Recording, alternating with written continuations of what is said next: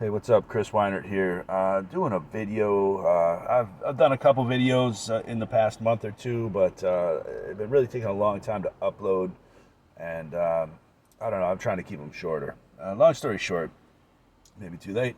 Um, there was an incident over the New Year's that went on in Miami, and these are the type of things that the deep state and the powers that be will do to start off these sort of false flag events. Think of like the Vegas thing. Think about any of the school things. Think about any of the major events: Boston, New York City, 9/11, whatever. On and on and on. Waco, on through and through.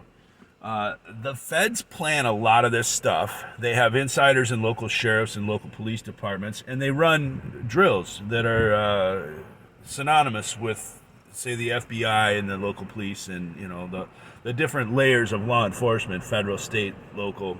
And they have insiders that are part of this. They have people maybe that are witness to this, that are not part of this, that are in these organizations. And certainly they have people that are completely oblivious to this in these organizations. So I'm not saying everyone is in on this.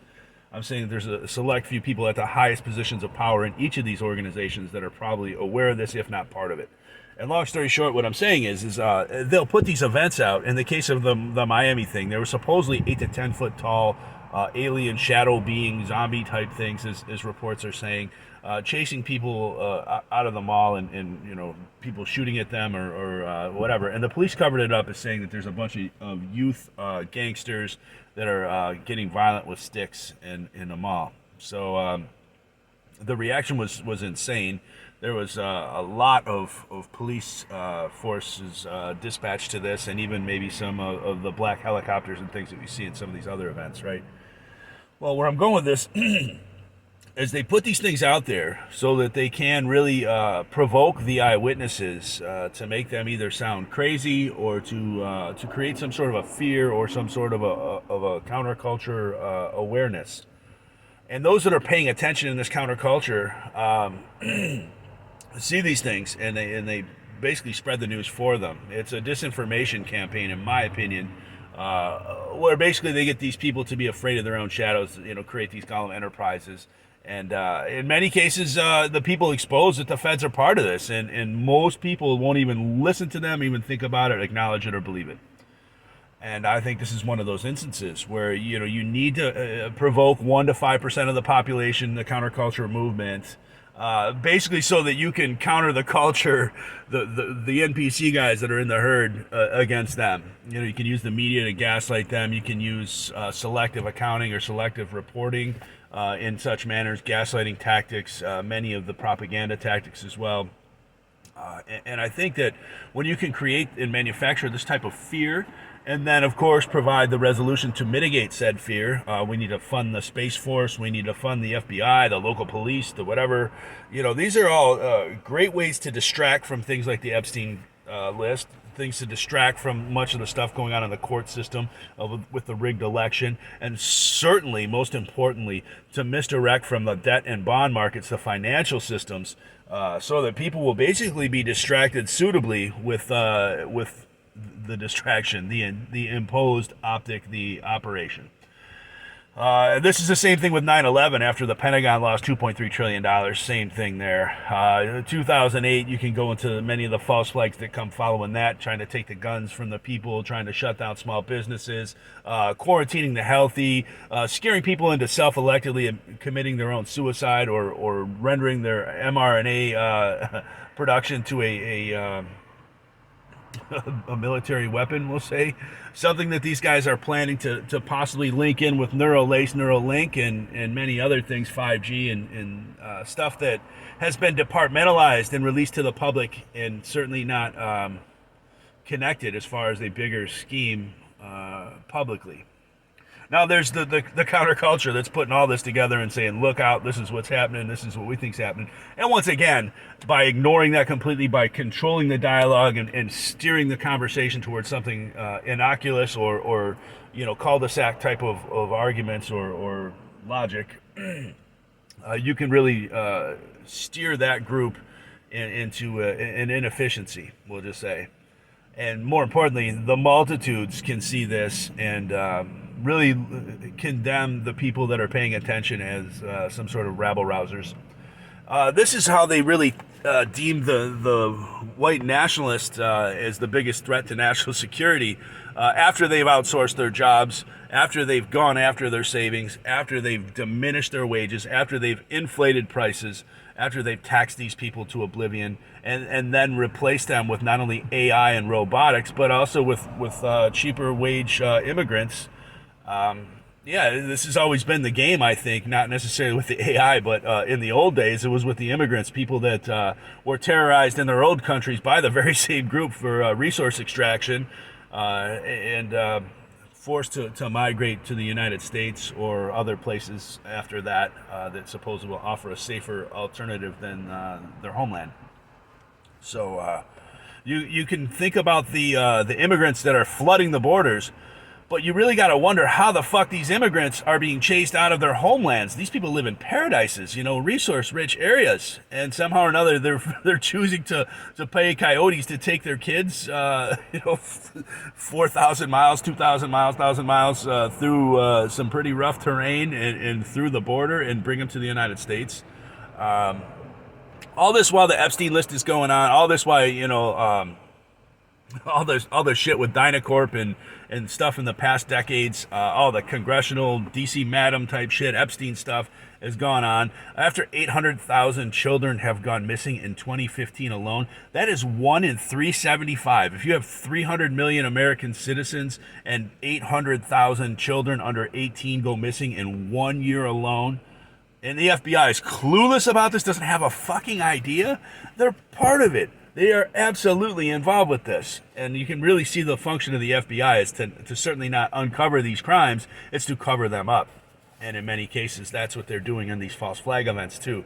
And by creating this type of carnage and outrage, those that are paying attention or those that have been impacted by said carnage are going to righteously be pissed off.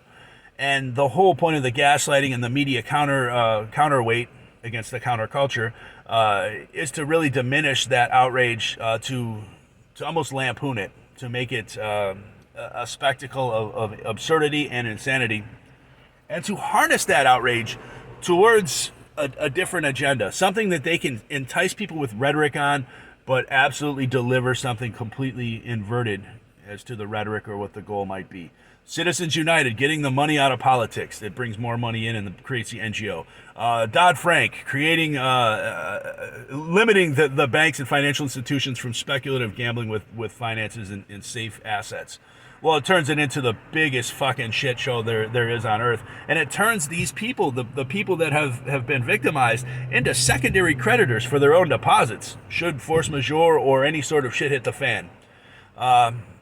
These are just many of the things. The Online Internet Safety Act.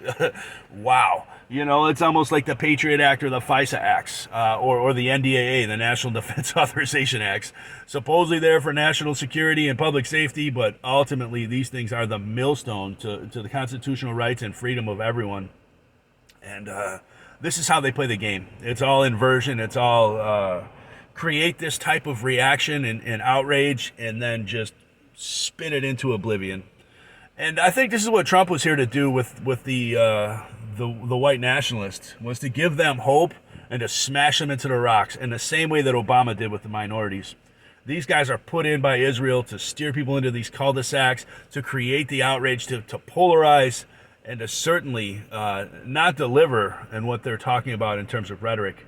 RFK, all these guys, they're Israel first. And they are part of this haplogroup, this bloodline that is trying to destroy us. So that being said, you can probably look to the same common criminals here, and maybe they use a different proxy, maybe they're using a different instrument, but ultimately you follow it up, follow the money, follow the power, and it's to these people that gain the advantage. And it certainly creates a destructive force in terms of our unity and our ability to assemble. The J6 thing, preemptively striking against the First Amendment rights of public assembly, freedom of speech, things of the sort, making it out to sound like there's insurrections. And in fact, the insurrection was a choreographed theatric filmed by DePape, Pelosi's kids, things of the sort. And of course, people resort back to the Trump phenomenon and the orange crush in the face of this binary psychology. And Trump's a hero. Trump is exonerated from the Epstein list. I've heard that Mark Epstein said he was on the fucking list. And I've heard a lot of other people say that too. And I've heard him being sued by underage kids, teens in Miss Teen pageants for fondling, sexual harassment, being in the dressing rooms when he's not invited or not supposed to be there, and then pulling rank because he's the one running the show. This guy's been sued more times than anyone. And, you know, the thing is the whole public gauntlet that they're putting Trump through is all based on absurdities that these guys have manufactured out of falsehoods completely, while misdirecting and distracting away from the real deal shit that they should be going after him for, being a HUD money laundering guy for the mafia and for the Fed and for C. Dillon Reed. 60s, 70s, 80s, you know, the Great Society. This guy was a primary benefactor. How many times has he, as a Rothschild frontman, been put through corporate bankruptcies? He's probably here to to run our corporate bankruptcy of the United States, if you really think about that. How many times have they really gone after him for the shit wrong that he's done? You know, this ties to the mafia. It ties to the Jewish lobby. How about giving $2 billion to fucking his son-in-law, Kushner? You know, they don't say anything about this. And better yet, if you do, you're a left-wing liberal. That's how this fucking goes. Any sort of critical speech goes into this whole calloused, opposite polarization. You know, so in other words, by me saying something about the Orange Crush, I am now automatically a Joe Biden fan. And this guy's a piece of shit too. And this race to the bottom is absolutely intended, absolutely designed to bring this optic, and absolutely exploiting binary psychology, just like these false flags are. So I really hope people start putting this stuff together, start making these connections, and try to figure out what's going on. Because I will say that much of this shit is probably them trying to integrate the pretext for Bluebeam and for some sort of major event, some false flag shit that they're going to do to cover up the economic reset and the financial destruction that they've caused. And better yet, they'll be the ones to provide the solution and the resolution for said thing, and be in the crucial points of power, the choke points of financial power, as the resolution is provided, just like they were with QE and QT. And look at all this insider lending and how BlackRock bought up every home in America, and now Bezos is going next. Look at how these billionaires double, triple, quadrupled their wealth in a matter of a year or two with the COVAX lockdowns. This is all part of a plan, a military DARPA agenda against the United States citizens, the controlled demolition, the Tower 7 of the United States financial, military, and social systems. So people, stop taking the bait, stop going for the polarizing, controlled opposition dialogue run by Israel, and start thinking about what these people are really, really trying to do. And until you study what they've done in the past, you'll have no idea what they're doing presently and what they're trying to do with the future. And better yet, you will discount the urgency that is required to deal with these matters. And that's, I think, what most of these things are there to do, to callous you from the meat hook reality. That's all I got. Thanks for tuning in.